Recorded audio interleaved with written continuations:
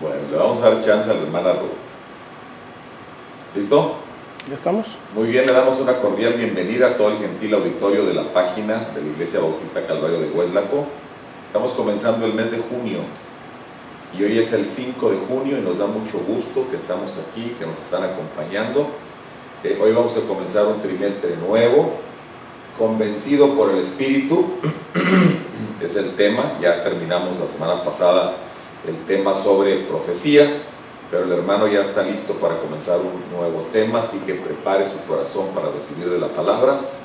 Póngase cómodo los que lo van a ver o los que lo están viendo allá en la lejanía de su casa.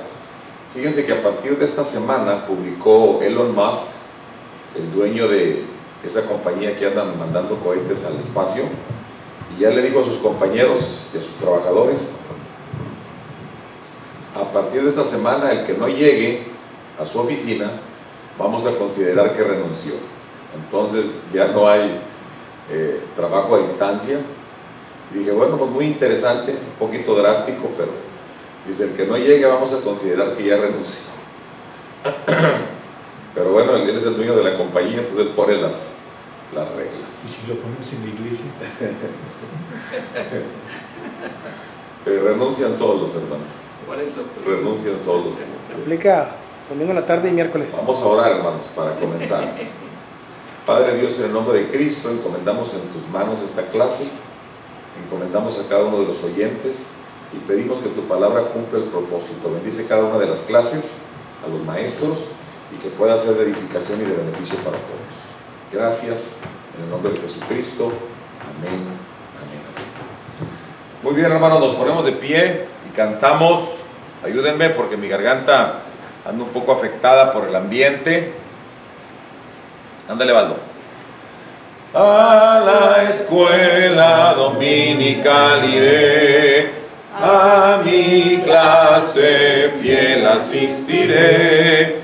Dios ha prometido estar con 2 o 3, serle fiel a Cristo mi deseo es. Muy bien, pasemos todos a nuestras clases. Buenos días, hermanos. Hoy vamos a ver un tema que es poco explorado. Yo diría ignorado por las iglesias en muchos casos. Y me refiero al papel del Espíritu Santo. Muy bien. Idea central: el Espíritu Santo convence de pecado y señala la verdad de la salvación. Aplicación para la vida. No es fácil decirlo, pero el primer encuentro del ser humano en su estado natural con el Espíritu Santo no puede ser nada menos que un choque duro y penoso, pero también glorioso, y gracias a Dios que es necesario. En verdad no es nada menos que el encuentro entre el pecado y la verdad, y la santidad. Para ser exacto, no cabe duda que hemos caído de la gracia de Dios y somos pecadores. A menudo excusamos o razonamos la manera en que vivimos y funciona más o menos bien, siempre y cuando nos comparemos con otros pecadores. Pero cuando nos encontramos con el Espíritu Santo, todo argumento pierde su valor. El Espíritu Santo revela con su presencia la verdad irrefutable de que hemos pecado contra Dios. Pero esto no es lo único que llegamos a entender, pues también nos revela la verdad maravillosa de que hay salvación en Cristo Jesús. En su obra inicial de convicción, no podemos negar lo que del Espíritu Santo nos ha revelado acerca de nosotros mismos y también de Cristo Jesús como nuestro Salvador. ¿Por qué pasa esto de que muchas iglesias ignoran al Espíritu Santo? Porque es difícil entenderlo. Porque no es racional su actuar. Y por esa razón necesitamos estudiarlo a profundidad. Entonces, prepárense. No va a ser una clase rápida, sencilla. Voy a exigir toda su atención, pero sobre todo que abran su corazón, su entendimiento a lo que es el Espíritu Santo. Muy bien, ya se nos desapareció el título. Vamos a comenzar entonces ahora con la lección.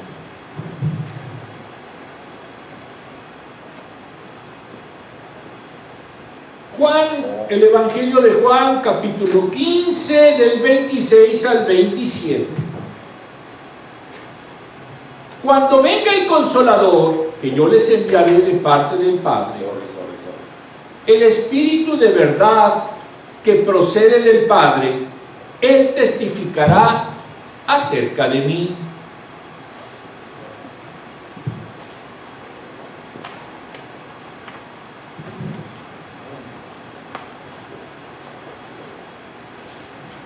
Y también ustedes darán testimonio porque han estado conmigo desde el principio. Entonces, ¿a qué nos referimos aquí?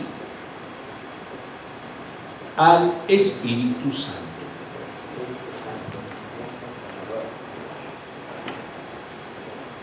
Paradójicamente, hoy veía en mi calendario y hoy es el día de Pentecostés. Entonces, no es casualidad que hoy iniciemos con el estudio del Espíritu Santo.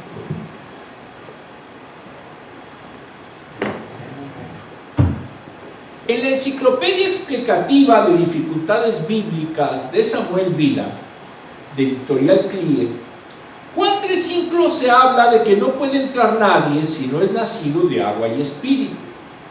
En los manuscritos antiguos aparecía la expresión el que no naciere de arriba.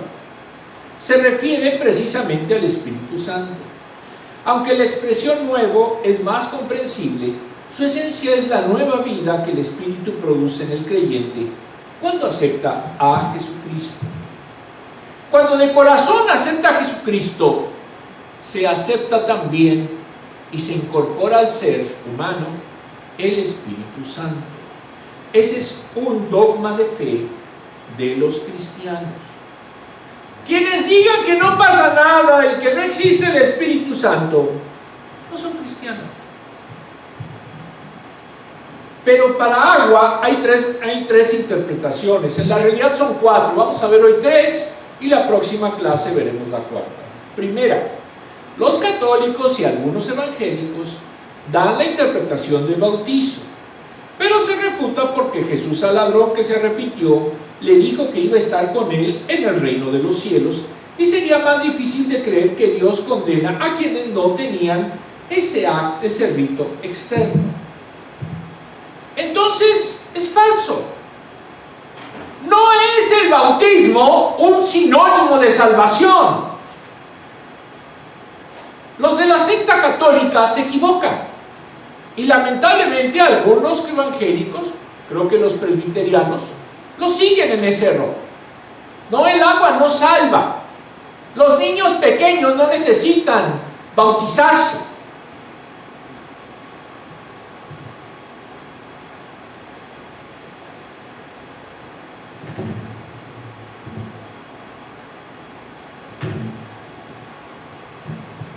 Segunda, la mayor parte de los evangélicos basan su doctrina en Primera de Pedro 1 del 22 al 23.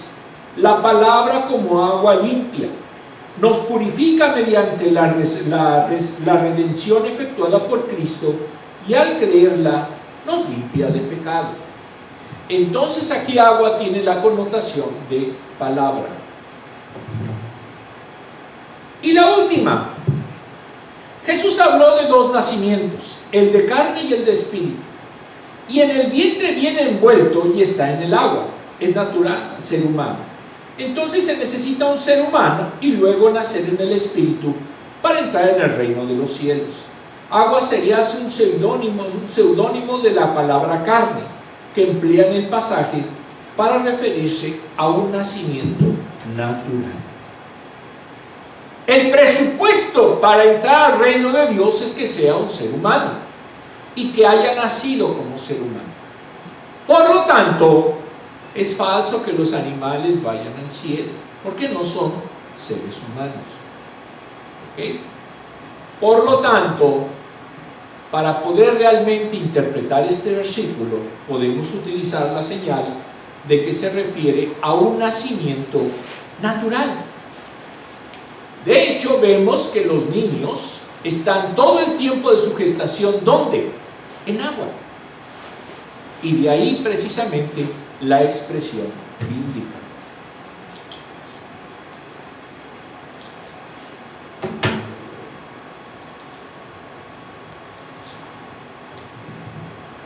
En la teología juanina de Leon Morris, editorial Clear, nos dice en relación con el Espíritu Santo que en muchas iglesias su estudio y presencia ha desaparecido. Y para leer este evangelio tiene que despertarse esta conciencia. Solo puede entender al Espíritu Santo aquel que ya ha experimentado su presencia. No podemos asumir que todo cristiano entiende el obrar del Espíritu. ¿Será cierto? En muchos lugares, con todo el dolor de nuestro corazón, les dicen que es el Espíritu Santo. ¿Quién? Decía una publicidad de una escuela de inglés con una avestruz ahí, típica de una avestruz, y ponía un signo "what". Y así sucede. En muchas iglesias no se habla jamás del Espíritu Santo ni de la importancia que tiene. ¿Por qué?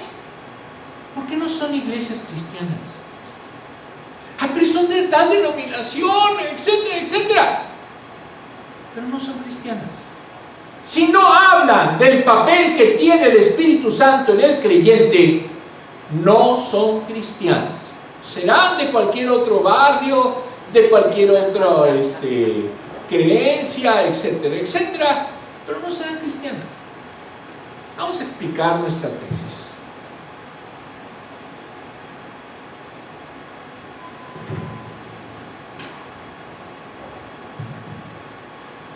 Juan escribe para los creyentes, no para los adheridos nominalmente a la religión cristiana. Lo llama espíritu de verdad. Juan 14, 17, 15, 26, 16, 13. Utilizando el nombre Paracletos. Lo asocia con el inicio del ministerio de Jesús y con el comienzo de la vida del creyente. Habla de nacimiento en el Espíritu al bautizarse Jesús. Juan 1, 32 a 34. Allí se vio que el Espíritu y Jesús estaban conectados. Llegó al comienzo de su ministerio. Jesús es uno de nosotros porque estuvo acompañado del Espíritu.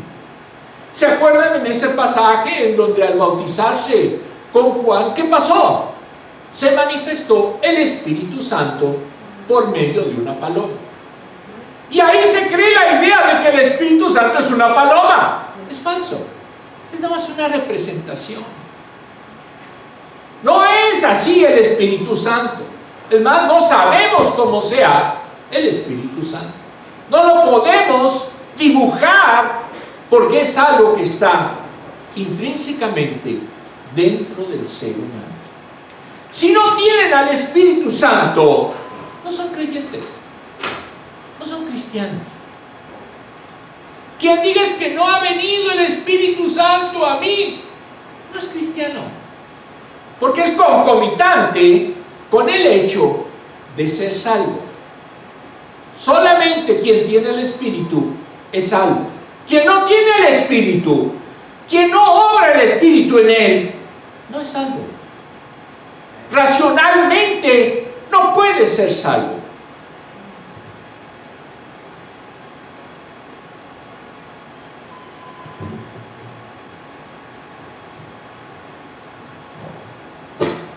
En su interesante libro sobre Cristología, el doctor Raúl Ferrero nos dice que el Espíritu Santo interactuaría con Jesucristo, lo que se anunció en Isaías 42, 1, 7. Dios prometió a Israel el envío de un Espíritu Santo. Isaías 59, 21, 61, 8, Ezequiel 16, 60, 63. Incluso sobre los gentiles, Joel 2, del 28 al 29. El Espíritu intervino en el organismo de María. Isaías 7, 13, 14, Lucas 1, 26, 38, Mateo 1, 18, 25. Se manifestó al salir de las aguas del río Jordán en Mateo 3, del 13 al 17. Entonces, ¿es importante el Espíritu Santo? Sí. Sin él no había podido ocurrir el nacimiento virginal de Jesucristo. Porque quien actuó en el organismo de María, quien instrumentó ese nacimiento maravilloso y milagroso, fue el Espíritu Santo. Ya lo sabían todos, ¿verdad? Nada más uno dijo, ya me preocupó. Ay, Dios mío.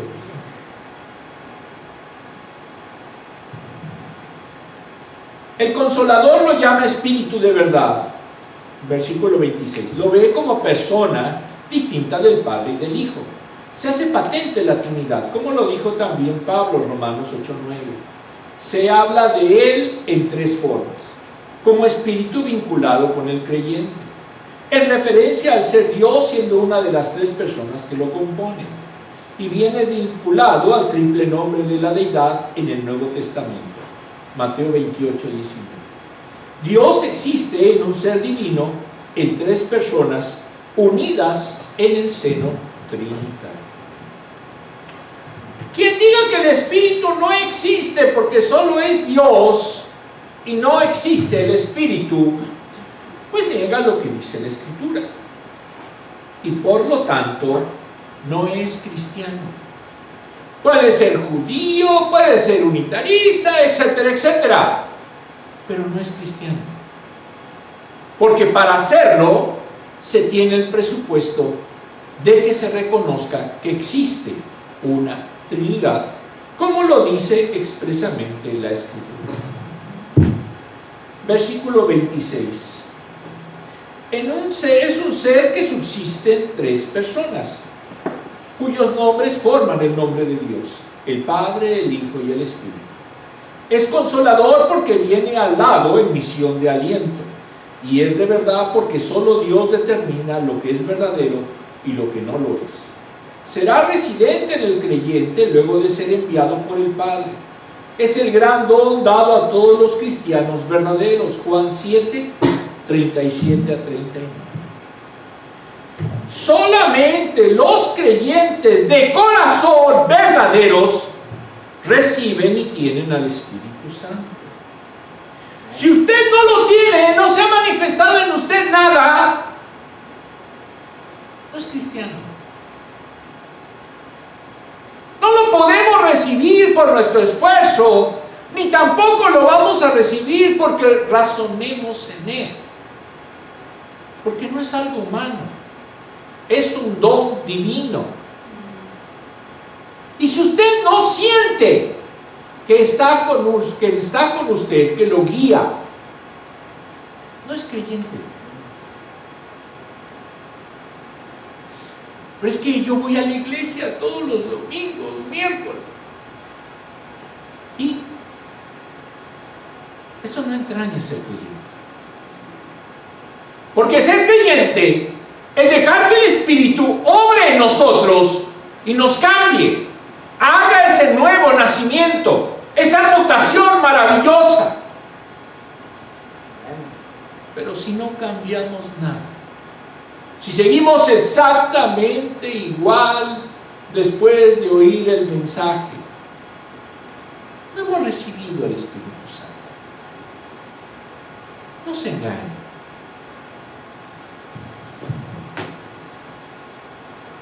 Entonces, esto ya no lo habíamos visto, ¿verdad? Entonces no puede ser creyente si no se tiene al Espíritu. Su misión será dar testimonio de Él, y mediante esto pueden los creyentes ver a Jesús en la vida de quien son suyos. Se santifica por el Espíritu, no por esfuerzo individual humano. Efesios 2:10, Filipenses 2:3. entonces el Espíritu es consolador, abogado y testigo de Jesús. Reproduce la vida de Él en el creyente. Y sin esto no se puede predicar a Cristo llamando a la salvación. Si usted no ha tenido contacto con el Espíritu Santo, no puede predicar de Él. Es como, por ejemplo, cuando alguien tiene mucha capacidad teórica, por ejemplo, sobre la madera, pero jamás en su vida ha hecho nada con la madera. Podrá saber todo en teoría, pero mientras no haya tocado un trozo de madera y lo haya convertido en algo distinto, no podemos decir que sea carpintero. Así pasa con el cristiano. Mientras no tenga un contacto directo con el Espíritu, provocado esto por aceptar a Jesucristo como su Señor y Salvador, no será cristiano. Será fan, será seguidor, estará en el club, tendrá su credencial, pero no será cristiano. El Espíritu es lo que define realmente al verdadero cristiano. No es la razón, no es la erudición, es verdaderamente dejarse alcanzar por el Espíritu.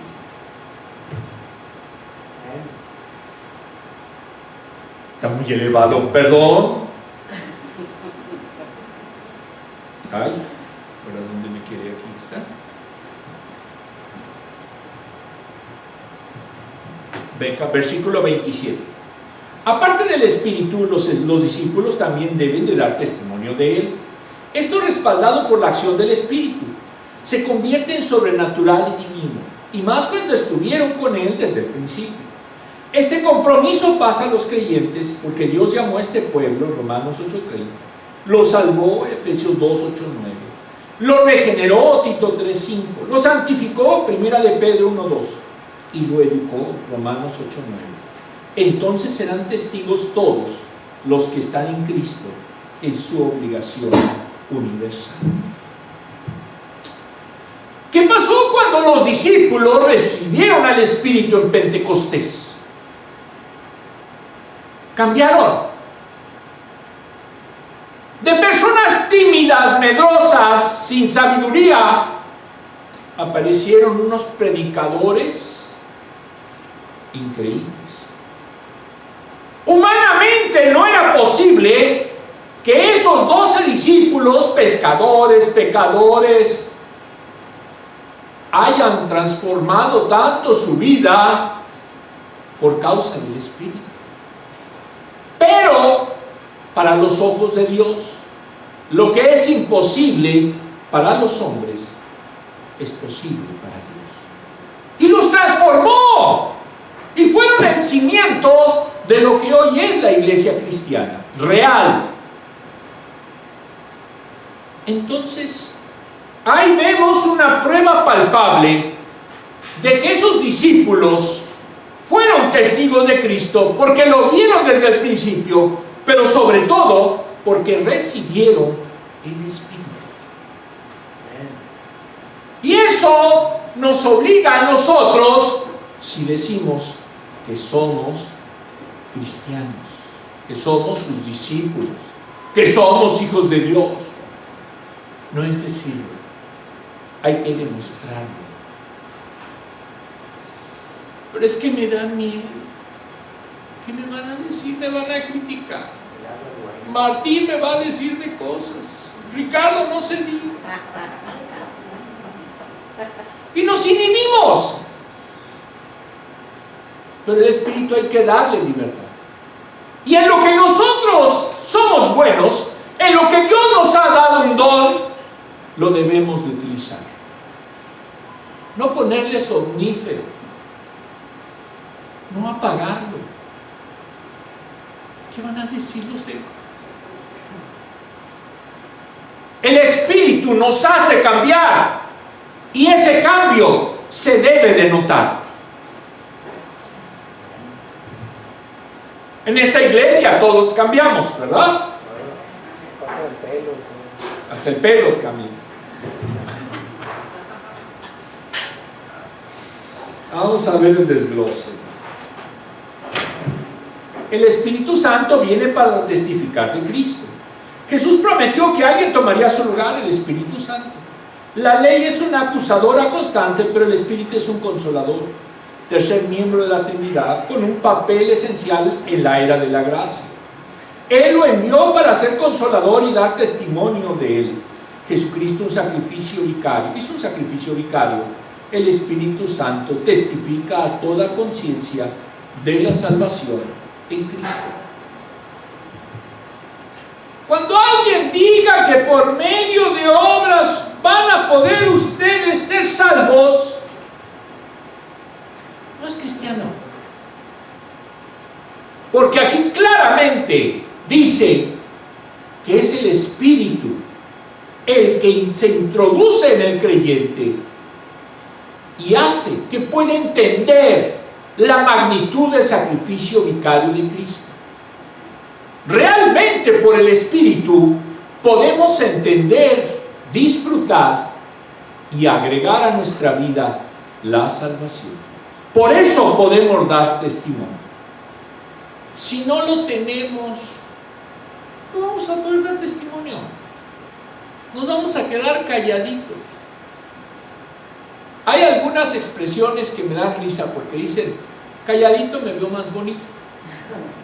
Pero esto no se refiere al Espíritu, porque el Espíritu nos conmina a hablar, a demostrar con nuestra vida y nuestra palabra que verdaderamente somos salvos.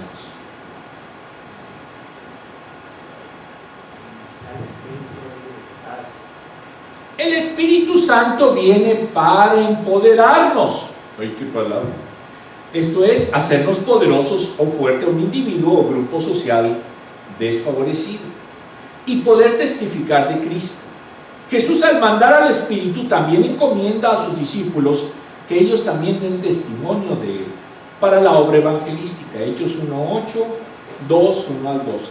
Y comenzaron esta obra con el derramamiento del Espíritu Santo. Primero viene el Espíritu y luego son empoderados para testificar. Es que yo soy muy bueno para predicar. Pero si esto no viene del Espíritu, pues no va a predicar algo verdaderamente cristiano.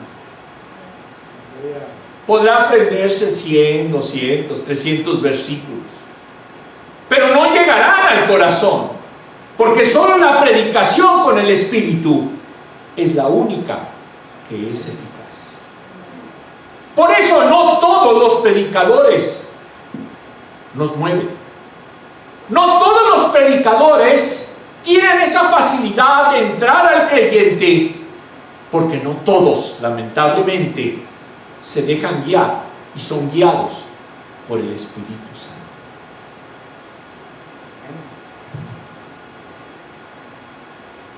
Espero que no se me enojen los telepredicadores. Su negocio es un negocio. El Espíritu Santo viene para asegurar la proclamación de todo el Evangelio. Se testifica porque los discípulos estuvieron con Él desde el principio. Los llamó y les mostró el impacto de sus palabras y sus milagros. Lo vieron ministrar y luego ellos lo hicieron. Ellos escucharon el Evangelio en plenitud. Primera de Juan 1, 1-3. El Espíritu Santo no agrega un tilde al Evangelio, ya que está completo en la persona de Cristo. Ellos lo vieron por sí mismos y no les fue contado por otros. Hay en su momento muchos llamados apóstoles, profetas, pero el último apóstol que hubo fue Juan. El último profeta que hubo del Antiguo Testamento fue Malaquías y del Nuevo Juan. Entonces, esos autollamados apóstoles y profetas son falsas. No son del Espíritu. No he visto que tengan 2000 años, porque para ser apóstol se necesitaría estar y ver a Cristo, tener un contacto personal, recibir sus enseñanzas directamente de Él. Pero esto no sucedió. Y ya no hay profecía, ya está cerrada con el Apocalipsis. Entonces, no, pero es que habla muy bonito. Ay, dice unas cosas bien interesantes, pero no son del Espíritu. No son cristianos. Y hay muchos incautos que les creen, que les donan fortunas, pero su único interés es económico. Y no hay peor tonto el que sabiendo la verdad no la sigue. Y el Espíritu es claro, y no podemos nosotros seguir a falsos maestros, a falsos apóstoles, a falsos profetas, porque para eso tenemos el Espíritu que da discernimiento.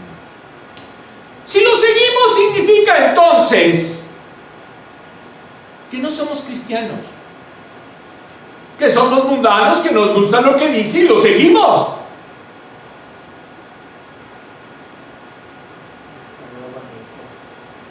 ¿Mande? Nos habló bonito. Por eso les habla bonito y ahí va. Pero eso es el mundo. No me extraña. No había que después se cae de los. El Espíritu Santo encontramos sabiduría, entendimiento, consejo, fortaleza, piedad, temor de Dios y ciencia. Esos son los dones espirituales primordiales. Vamos a ver las preguntas.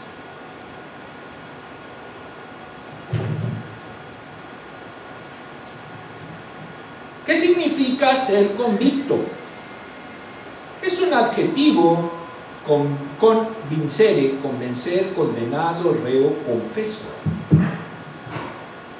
Esto significa, en el sentido teológico, que un convicto es aquel que cree y se declara confeso de Jesucristo por obra del Espíritu Santo.